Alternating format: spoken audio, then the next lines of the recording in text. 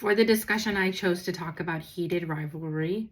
Um, I have been quite actually interested in the show and have grown quite interested in the characters and how they evolve. I want to talk about hegemonic masculinity. I wrote down a few things. So I wrote down it's the most idealized version of masculinity and physical strength, emotional restraint. Um, And I noticed in the middle of episode 4, Elia mentions liking girls, and you can tell that it's just kind of like off the cuff. Like nobody asked. you're just letting me know. You're just letting Shane know that you like girls. Um, Still trying to figure out kind of like, are these characters bisexual or are they appearing heterosexual in order to kind of like fit into this like hockey world?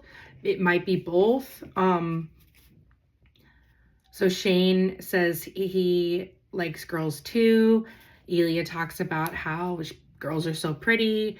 I forget if they're talking about like California, LA, being around girls. And Elia then says to Shane, like, I don't really see you with girls. And then Shane says, well, it's private.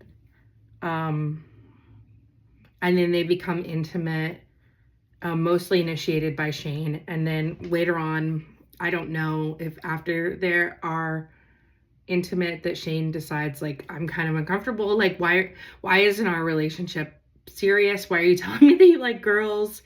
Like, can we admit to each other that we are both interested in each other? And then he leaves kind of in a hurry and says like, I can't do this. So there's clearly like a moment where if I was Shane, I would be confused. Like, I thought we were having like a really nice time together, and now you're talking to me about why that you like girls, and you're naming a specific girl that you like to hang out with, but she's just your friend, and you're asking me if I like girls. It just feels like maybe they're performing for each other.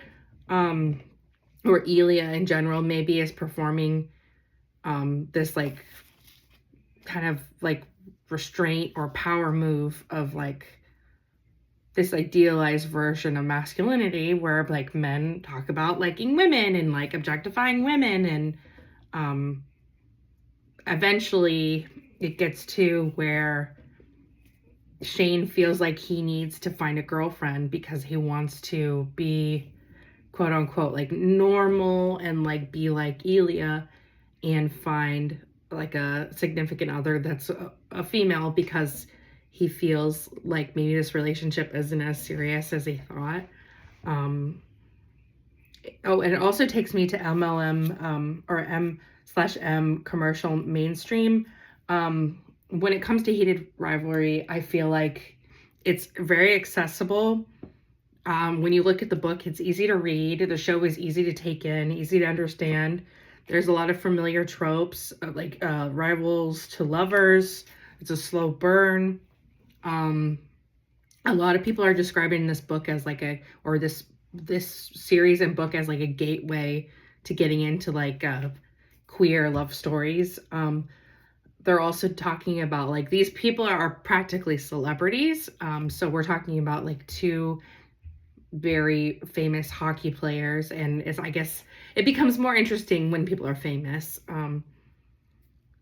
So it really is a little different than Heartstopper because, first of all, these people are adults mostly, and there are less queer people in the heated rivalry story. There is another group of a queer couple, but for the most part, these two kind of feel like they stand out and they don't fit into their community. So it feels like there's that level of tension. So it makes it stand out a little bit, where there's less warmth around them. And yeah, that's what I would say.